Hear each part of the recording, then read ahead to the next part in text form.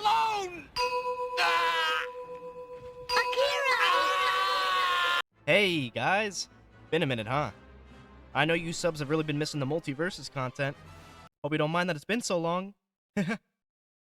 Oh, brother, this guy stinks! Anyways, it's been a while since I've played Multiversus. I wonder how it's been since I To left. do this the right way, we'll be closing the Multiversus open beta 90 days from today.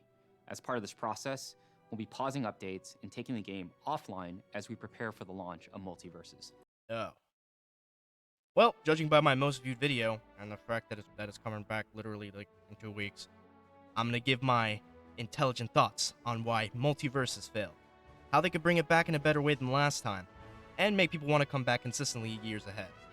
So, without further ado, let's get into it. There, sweet principal. It's not that big of a deal. You're fired too, Mr. B. Fuck you! Yeah, so let's get this one out of the way. The gameplay loop was getting stale. Staler than my food in the cabinet on my YouTube salary. And by stale, I don't mean actual gameplay itself being boring. No. It was actually really fun to play. But most people can agree that Multiversus just felt like punching cardboard cutouts at characters. All the attacks didn't really feel like it had too much weight to it. It just felt like kind of hitting wet tissue paper. Your mind just kind of went numb after playing it for extended periods of time. Especially me. I was going a little too hard in there. Also, don't even get me started on the lag when playing the game. Characters were zipping, zooming, like fucking moths. I swear to you, when I died and got emoted on by a person whose internet was in the middle of Zimbabwe, I wanted to jump out of their screen like the ring girl and fucking tell them to get better internet and have a nice day. Although they did address these issues within the update they gave, but there's still issues they haven't addressed, so let's talk about those. Kinda said, oh wow, you're kinda addicted to that move, Harley. Fuck Harley, Superman, Batman, Bugs, and you know what? Every single goddamn character in this game. I hate them! Not you, though. You're alright. Getting to the point, though, the balance in this game was actually pretty tight. There were some obvious heavy hitters that got annoying the more you played against them. Definitely more balanced than some other platform fighters. But, man, if I had a nickel for every player that just spammed one really good move in their kit, characters like Taz and Iron Giant always just spam the same moves over and over, and the wet blanket knockouts didn't really help along with that. I mean, I literally had a 2v2 match where I was facing an enemy Harley, and all she did was just spam neutral hammer. No goddamn joke. Even with the spam punishment they gave, they just need to add more unlag and cooldowns for certain characters that are spammable in this way. Luckily, this game is fine balance-wise. Regardless, it's just a few moves on characters that don't punish them as hard as others. I know an even bigger problem than balance, though, and that's the... I'm not like a joke character, right?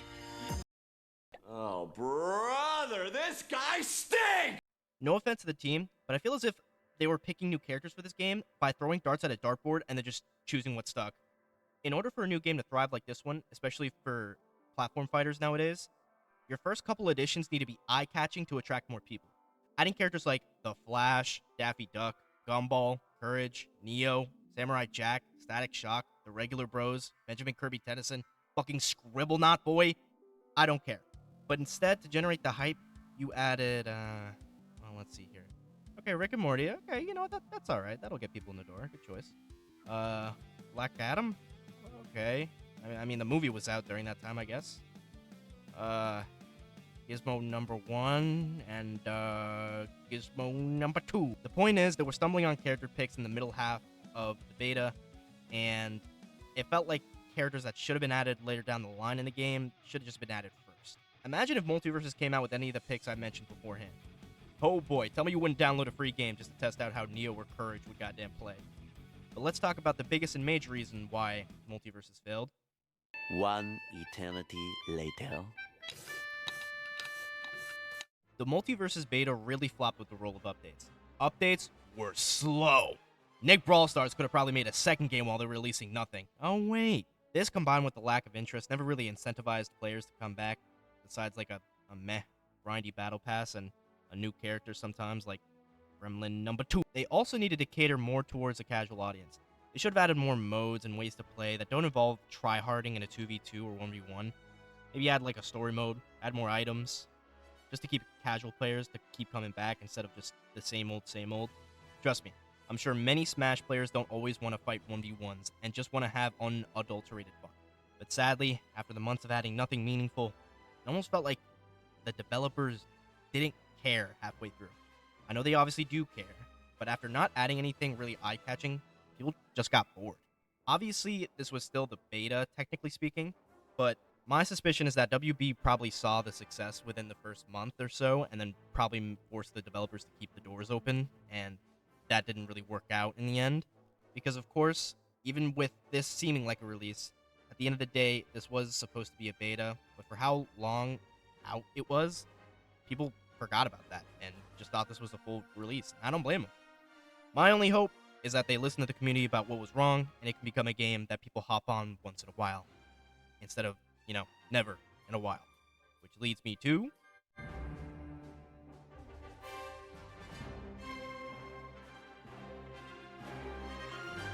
In the end, the gameplay could have felt better, the balance could have been a bit more tightened on certain moves, the character add-ons could have been more hype, and they could have been more consistent with their updates to incentivize more players to go back. It was kind of sad to see the way it went back into hiding the way it did, but I'm sure many people can agree that it was actually pretty fun. There just wasn't a point to go back to it after a while. I really like the concept of it being 2v2 oriented, since I actually think that's something Smash Brothers fails to have. Unless you have, a friend that's, right next to you. Hopefully, it all comes back better than ever and drops some heavy shit on us. Like some cool rewards for playing. Maybe characters like Gwen, Kevin, Albedo, Grandpa Max. Okay, please just give me Ben, please. That's all I asked for. Make him choose an alien, do down B, let him fuck around on the stage. I don't care, please. Tony, please!